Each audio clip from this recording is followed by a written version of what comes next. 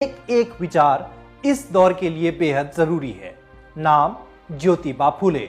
वो शख्स जिसने अपनी पत्नी के साथ मिलकर तालीम और समानता के अधिकार के लिए एक महान जंग लड़ी।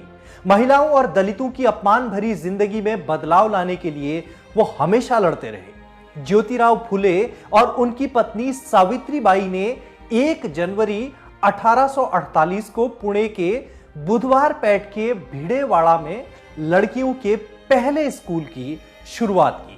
ब्राह्मणवाद की वैसी मुखर मुखालफत करने की उस जमाने में कोई सोच भी नहीं सकता था। यह भारत के ज्ञात इतिहास में अपनी तरह का पहला स्कूल था। उस स्कूल में पढ़ाने के लिए कोई शिक्षक न मिलने पर ज्योतिबा फुले की पत्नी सावित्रीबाई आगे आईं। अपने इन क्रांतिकारी कामों की वजह से फुले को कई तरह की परेशानियां हुई। फुले की हत्या करने की भी कोशिश की गई। अगर इनकी बात मान ली जाए तो समाज से दलित और सवर्ण की बुराई ही खत्म हो जाए। आप पूछेंगे हम इतनी बड़ी बड़ी बातें कैसे कह रहे हैं? वो समझने के लिए हम आपको ज्योतिबा की लिखी बहुत सी किताबों में से एक गुलामगिरी का ये अंश आपको सुनाते हैं। सैकड़ों साल से आज तक दलित समाज, जब से इस देश में ब्राह्मणों की सत्ता कायम हुई है, तब से लगातार जुल्म और शोषण का शिकार है। ये लोग हर तरह की यातनाओं और कठिनाइयों में अपने दिन गुजार रहे हैं।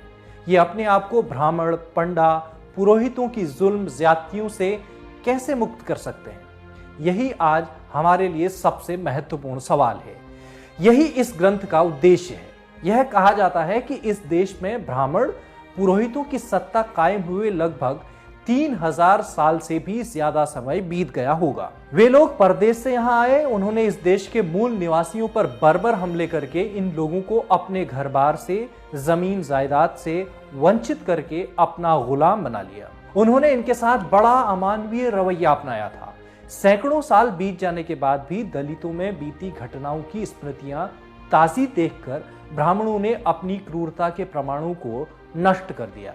उन ब्राह्मणों ने अपना प्रभाव, अपना वर्चस्व इन लोगों के दिलो दिमाग पर कायम रखने के लिए, ताकि उनकी स्वार्थ पूर्ति होती रहे, कई तरह के हथकंडे अपनाए और वे इसमें कामयाब भी होते रहे।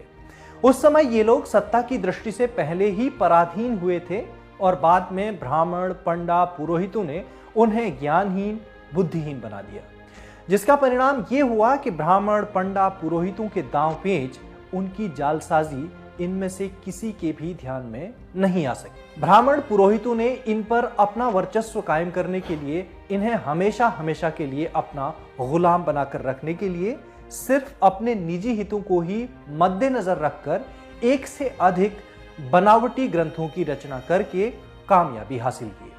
उन नकली ग्रंथों में उन्होंने ये दिखाने की पूरी कोशिश की कि उन्हें जो विशेष अधिकार प्राप्त हैं वो सब ईश्वर द्वारा दिए गए हैं।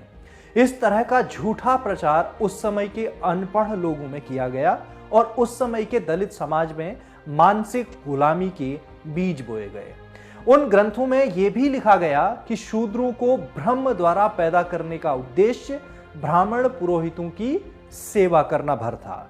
उन्हें ब्राह्मण पुरोहितों की मर्जी के खिलाफ कुछ भी नहीं करना चाहिए, तभी उन्हें ईश्वर प्राप्त होंगे और उनका जीवन सार्थक होगा।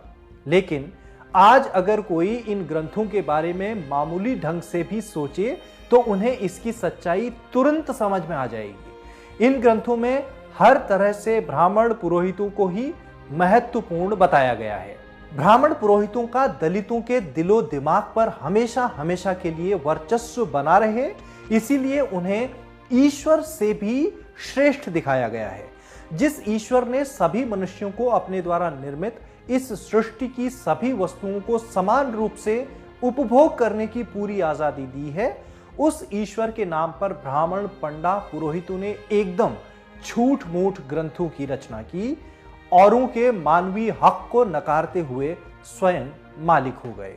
इस बात पर हमारे कुछ ब्राह्मण भाई ये सवाल उठाते हैं कि यदि ये तमाम ग्रंथ झूठ मूठ के हैं तो उन ग्रंथों पर दलितों के पूर्वजों ने क्यों आस्था रखी थी और आज भी क्यों रखे हुए हैं? इसका जवाब यह है कि कोई धूर्त आदमी किसी बड़े व्यक्ति के नाम से झूठा पत्र लिख कर लाए तो कुछ समय के लिए उस पर भरोसा करना ही पड़ता है। बाद